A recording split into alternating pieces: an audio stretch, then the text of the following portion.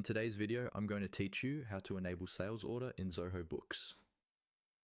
Having sales orders turned on in your Zoho Books account is really helpful if you regularly confirm customer orders before invoicing. It lets you track what's been ordered, what's been shipped, and what still needs to be billed all in one place. In this walkthrough, I'll guide you through exactly where to click and what to look for, so you can enable this feature quickly and confidently. First, make sure you're already logged into your Zoho Books account and that you're on the main dashboard. This is the home screen you usually see right after signing in, where you can view things like your income, expenses, and recent transactions.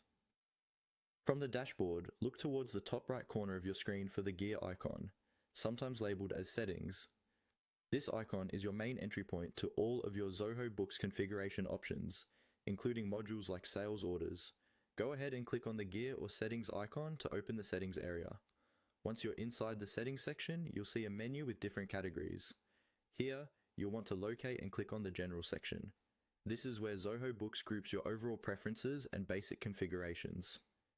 Choosing general ensures you're in the right place to manage core features like sales orders, rather than something more specific like taxes or templates.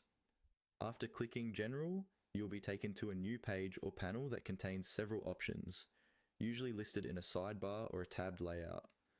Look for the area labeled Preferences.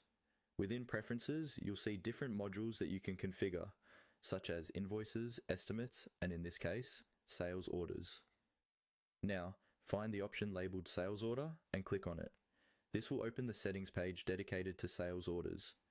Depending on your current setup, you may see a toggle or checkbox that allows you to enable this module. Turn on or check the option to enable sales orders in your organization.